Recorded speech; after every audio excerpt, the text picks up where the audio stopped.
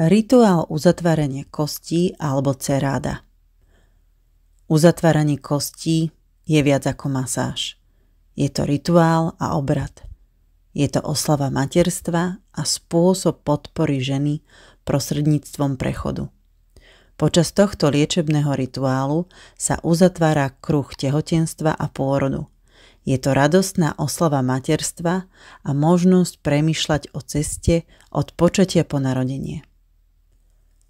Uzatvorenie kostí je masáž celej oblasti brucha, pri ktorej sa rebózo, väčšinou je to 7 dlhých šatiek, použije na viazanie bokov a tela matky spolu s masážou otepľujúcim olejom brucha a bokov s veľmi špecifickými pohybmi. Tento rituál je stará tradícia pôvodných obyvateľov Ekvádoru. Matky ho používali 5 alebo 6 krát počas prvých 40 dní po pôrode. Celý tento proces trvá od 3 hodín po celodenný rituál. V Ekvádore sa uzatváranie kostí vykonáva matkám v prvých týždňoch 6. nedelia. Tento rituál však môžete zažiť bez ohľadu na to, ako dávno ste porodili svoje deti. Jemná abdominálna masáž, hojdanie a viazanie bokov vám pomôžu sústrediť vašu energiu a dodať vám pocit pokoja a uzemnenia. Ženy, ktoré nikdy nerodili deti, sú tiež schopné nájsť obrovskú hodnotu vo fyzickom, emocionálnom a duchovnom uvoľnení, ktoré tento rituál prináša. Prijatie záverečnej ceremónie uzatvárania kostí môže podporiť ženy v prechodných obdobiach, ako je menopauza alebo rozvod. Ide o uzavretie jednej etapy a prechod do druhej. Je to rituál, ktorý možno robiť v každom veku. Vrátim sa k ceráde, ktorú si ženy doprajú po pôrode. Slovania brali pôrod ako portál, bránu medzi dvoma svetmi.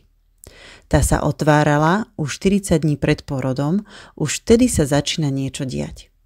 Pôrod je potom otvoreným priestorom, duša i telo sú dokorán. Žena pri ňom vchádza akoby do iného sveta pre dušu svojho dieťaťa a otvára túto bránu. Keď žena rodí, je vtedy medzi dvoma svetmi. V 6. nedelí zase musí prejsť cestu k uzatvoreniu a pôrodnú bránu uzavrieť. Pretože čo bolo otvorené, by malo byť zase uzavreté. Preto je dôležité počas prvých 40 dní po pôrode odpočívať, starať sa o seba a vyživovať sa. Popôrodné zavinovanie sa robilo väčšinou 40. deň po pôrode, 40. deň sa mala brána uzatvoriť. 6. nedeľka dostáva veľkú starostlivosť, poďakovanie a vďačnosť za to, že dokázala počať, donosiť a porodiť dieťa. To, ako žena prežije 6. nedelie, koľko sily obnoví a naberie, má potom veľký vplyv na celý jej ďalší život.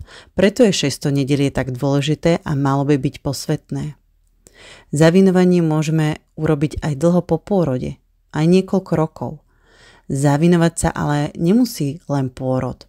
Zámerom uzatvárania môže byť aj uzatvárať to, čo nemáme úplne vyriešené, spracované a bráni nám to žiť náš život naplno tu a teraz.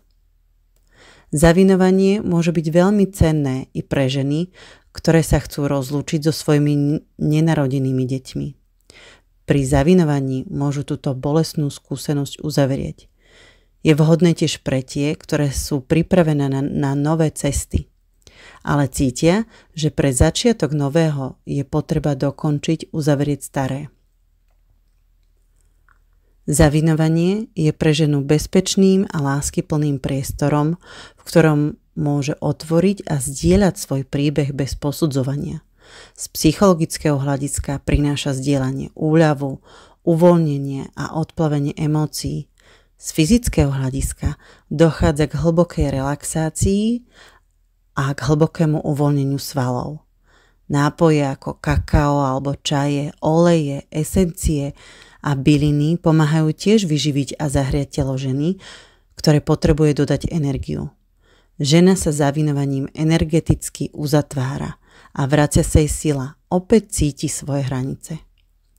Ženy hovoria o tom, že sa po zavinovaní cítia ako znovuzrodené a celistvé. Zavinovaním pozbierame dary a poklady minulosti, uzavrieme to staré, aby sme sa mohli otvoriť tomu novému. To staré umiera, aby sa mohlo zrodiť niečo nové.